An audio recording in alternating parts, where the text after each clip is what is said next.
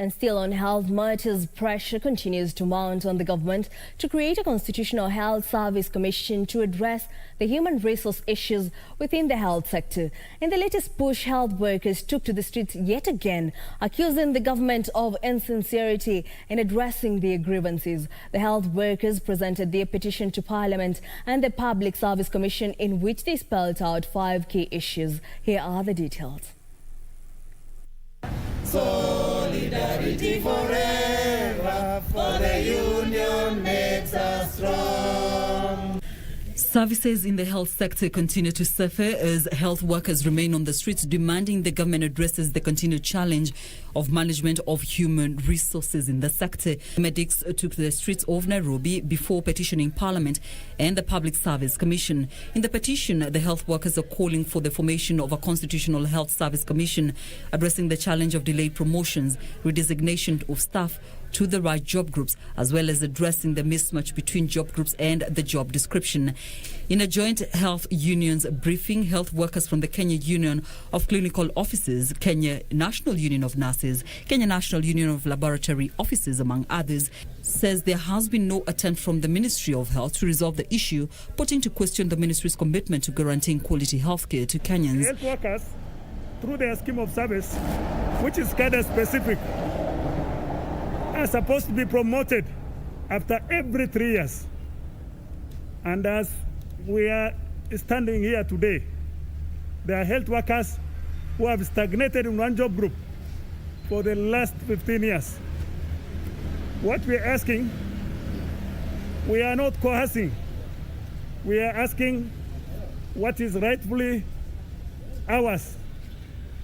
We are demanding the historical injustice that is perpetrated at Aviaus by the HR should be addressed. Kenya Union of Clinical Officers Chair Peterson Washira challenged the government to rethink the management of human resources, saying there have been over 100 strikes in the last 7 years, perpetually interrupting services. If you look at the reasons as to why we are going on these strikes, there are issues that should be very simple if you have effective management.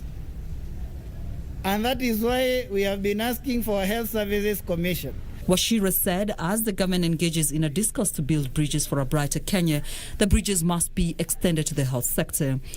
We cannot have a country where we say that we are building bridges to a better future, where we have good governance, when we completely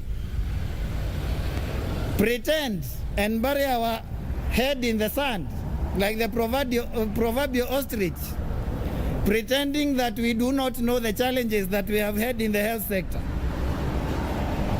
For over a month that we have been on strike, the Ministry of Health has not even officially invited us for even one meeting to try and get what the issues are and to even try and mitigate the strike. The health unions have called for a speedy resolution to the stalemate. As that strike continues, Kenyans could be facing another major disruption of health services across the country after doctors and clinical officers issued separate strike notices, which could see them withdraw their services starting Monday next week. Kamau reporting for Channel 1 News.